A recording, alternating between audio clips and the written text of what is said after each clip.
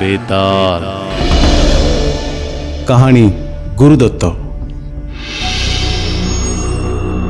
साधुଙ୍କ କଥା ମାନି ବିକ୍ରମ ବେତାଳକୁ ଆଣିବା ପାଇଁ ଟନକପୁର ଜଙ୍ଗଲ ଅଭିମୁଖେ ଗଲେ। ଅମାବାସ୍ୟାର ରାତି, ଚାରିଆଡ଼େ ଅନ୍ଧକାର। ଭୂତ ପିଶାଚଙ୍କର ଭୟଙ୍କର ରଡ଼ି ପଶୁପକ୍ଷୀଙ୍କ ରାବରେ କମ୍ପୁଥିଲା ପୁରା ଜଙ୍ଗଲ। ରାଜା ବିକ୍ରମାଦିତ୍ୟ କାହାକୁ ନ ଡରି ଆଗକୁ ବଢ଼ି ଚାଲିଥିଲେ। ବହୁ ସମୟ ଖୋଜିବା ପରେ ବିକ୍ରମ ସେହି ଅସ୍ତଗଛରେ ଝୁଲି ରହିଥିବା ବେତାଳକୁ ଦେଖିଲେ। ଗଛ ପାଖକୁ ଯାଇ ବେତାଳକୁ ଗଛରୁ ଆଣି ନିଜ ପିଠିରେ ଧରି ସାଧୁଙ୍କ ଆଶ୍ରମ ଆଡ଼କୁ ଅଗ୍ରସର ହେଲେ। ବେତାଳ କହିଲା, ରାଜା ବିକ୍ରମ, ବାଟ ତ ଅନେକ ଅଛି, ତେଣୁ ସମୟ କାଟିବା ପାଇଁ ମୁଁ ତତେ ଗୋଟିଏ କାହାଣୀ କହିବି। ସାଧୁଙ୍କ ଆଶ୍ରମ ପହଞ୍ଚିବା ଯାଇ ତୁ ଗୋଟିଏ ବି ଶବ୍ଦ କହିବୁନି, ଆଉ ତୁ ଯଦି କହିବୁ ତେବେ ମୁଁ ପୁଣି ସେଇ ଗଛକୁ ଉଡ଼ିଯିବି। ଏବେ ମନ ଦେଇ ଶୁଣ। ଗାନ୍ଧାର ନାମରେ ଗୋଟିଏ ରାଜ୍ୟ ଥିଲା। ସେଠାରେ ଆଇନ ଓ କାନୁନର ବ୍ୟବସ୍ଥା ଖୁବ୍ କଡ଼ା ଆଉ କଠୋର ଥିଲା। ଗାନ୍ଧାରର ରାଜା ସବୁ କାର୍ଯ୍ୟକଳାପ ନିମନ୍ତେ ଅଲଗା ଅଲଗା ଦଣ୍ଡବିଧାନ ରଖିଥିଲେ, ଆଉ ଯିଏ ବି ସେ ନିୟମର ଉଲ୍ଲଂଘନ କଲେ ତାକୁ ବହୁତ କଠୋର ଶାସ୍ତି ଦେଉଥିଲେ। ସବୁ ନିୟମ ଭିତରେ ଗୋଟିଏ ନିୟମ ଥିଲା ଯେ କେହି ବି ବିବାହିତ ବ୍ୟକ୍ତି ଅନ୍ୟ କୌଣସି ସ୍ତ୍ରୀ ସହିତ ନା ଦେଖା କରିପାରିବ ନା ତା ସହ କୌଣସି ସମ୍ପର୍କ ରଖିପାରିବ। ସେହି ରାଜ୍ୟରେ ଗୁରୁଦତ୍ତ ନାମରେ ଜଣେ ଧନୀ ସାହୁକାର ନିଜ ବିବାହ ନିମନ୍ତେ ଗୋଟିଏ କନ୍ୟା ପାତ୍ର ଖୋଜୁଥିଲା। ସେ ଖୁବ୍ ଧନ ଅର୍ଜନ କରିଥିଲା, ସେଥିପାଇଁ ବିବାହ କରି ନିଜର ଗୋଟିଏ ସୁଖୀ ପରିବାର କରିବା ପାଇଁ ମନ ବଳେଇଥିଲା। ଦିନେ ଗୁରୁଦତ୍ତ ମନ୍ଦିର ଯାଇଥିବା ସମୟରେ ସେଠି ଗୋଟିଏ ସୁନ୍ଦର ଝିଅକୁ ଦେଖିଲା। ଝିଅଟିକୁ ପ୍ରଥମ ଦେଖାରେ ହିଁ ଭଲ ପାଇଯାଇଥିଲା। ଗୁରୁଦତ୍ତ ତା ଘରର ଚାକରକୁ ଡାକି କହିଲା, ତୁ ଯା, ଆଉ ସେ ସୁନ୍ଦର ଝିଅଟି କିଏ ଆଉ କେଉଁଠି ରହୁଛି ସବୁ କଥା ପଚାରି ଉଚାରି ଆସି ମୋତେ କହିବୁ। ମୁଁ ସେ ଝିଅକୁ ବିବାହ କରିବା ପାଇଁ ମନସ୍ଥ କରିଛି। କିଛି ଦିନ ଗଲା ପରେ ଚାକର ଆସି ଗୁରୁଦତ୍ତକୁ କହିଲା, ସେ ସୁନ୍ଦର ଝିଅଟିର ନାଁ ହେଲା ଚନ୍ଦ୍ରସେନା। କିନ୍ତୁ ଦୁଃଖର କଥା ହେଲା, ଏଇ କିଛି ଦିନ ହେଲା ତା ବାହାଘର ଠିକ୍ ହୋଇଯାଇଛି। ତା ସ୍ୱାମୀର ନାମ ଜୟକଣ୍ଠ। ଏକଥା ଶୁଣି ଗୁରୁଦତ୍ତ ଖୁବ୍ ଦୁଃଖ କଲା। ଦିନେ ଗୁରୁଦତ୍ତକୁ ଚନ୍ଦ୍ରସେନା ପଟୁ ଗୋଟିଏ ଚିଠି ମିଳିଲା। ସେଥିରେ ଲେଖା ଥିଲା, ଆପଣ ମୋତେ ବାହା ହେବା ପାଇଁ ମନସ୍ଥ କରିଥିଲେ। ଏକଥା ଶୁଣିବା ପରେ ମୁଁ ମଧ୍ୟ ଆପଣଙ୍କୁ ଭଲ ପାଇ ବସିଛି, ଆଉ ତୁମକୁ ବହୁତ ମନେ ପକାଉଛି।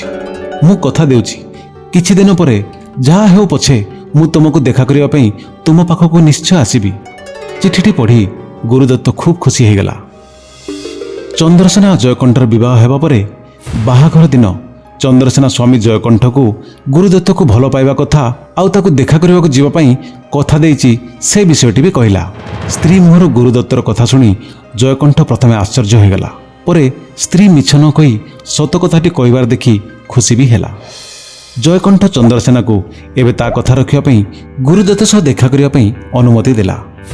ଚନ୍ଦ୍ରସେନା ଗୁରୁଦତ୍ତକୁ ଦେଖା କରିବା ପାଇଁ ତା ଘରକୁ ଗଲା। ବେଳବୁଡ଼ି ସଞ୍ଜ ହୋଇ ଆସୁଥାଏ।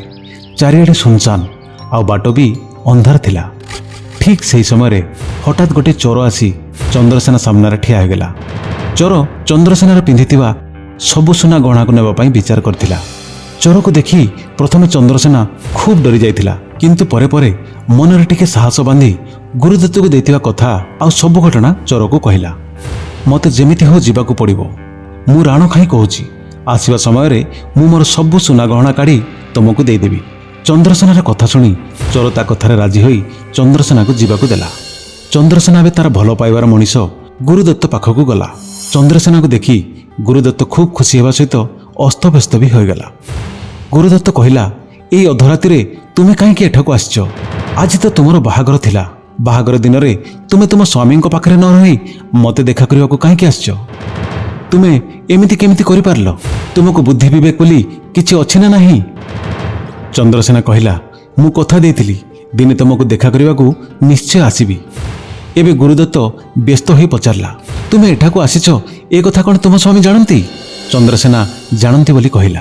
ଏବେ ଗୁରୁଦତ୍ତ କହିଲା, ଏବେ ତୁମେ ଅନ୍ୟ କାହାର ସ୍ତ୍ରୀ, ଆଉ ମୁଁ ଅନ୍ୟ କାହାର ସ୍ତ୍ରୀ ସହ କୌଣସି ସମ୍ପର୍କ ରଖିବାକୁ ଚାହେଁନି।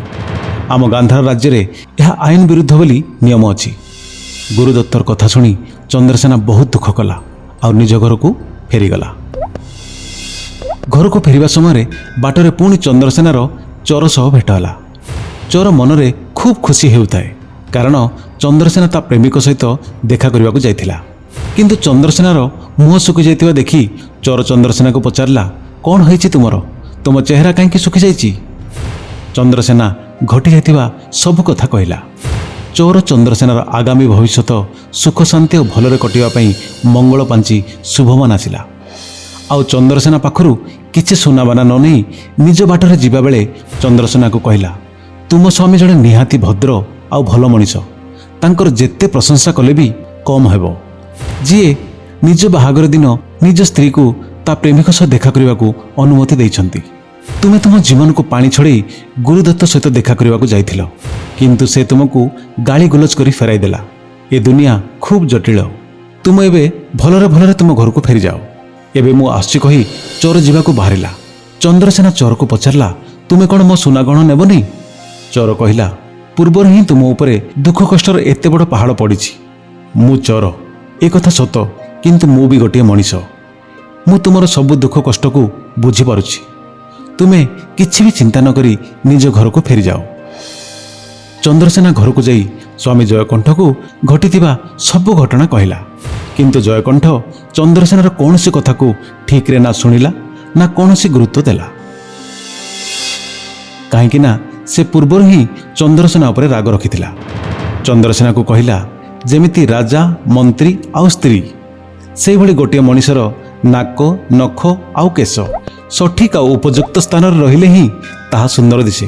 ଠିକ୍ ସେହିଭଳି ଗୋଟିଏ ବିବାହିତା ସ୍ତ୍ରୀ ସେତେବେଳେ ସୁନ୍ଦର ଦେଖାଯାଏ ଯେତେବେଳେ ସେ ତା ସ୍ୱାମୀର ମନ ଆଉ ବିଶ୍ୱାସକୁ ଜିତେ।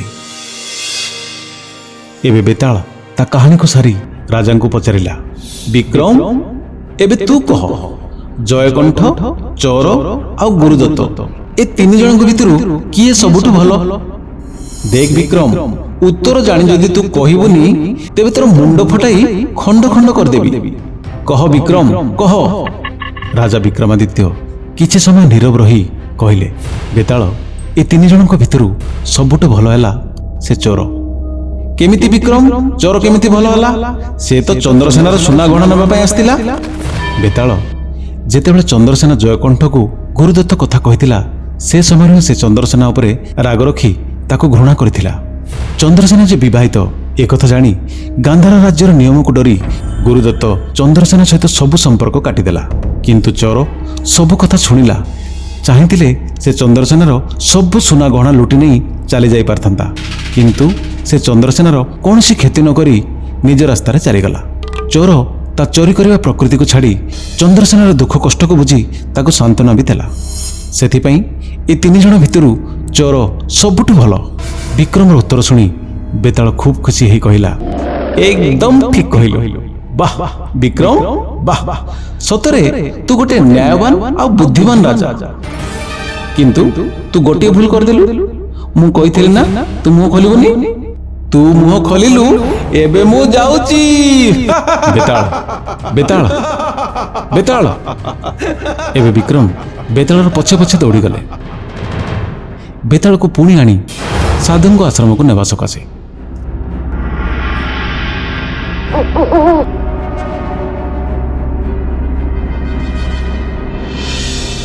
Thank you for watching. Like, share, subscribe for Shumamar Gappadi.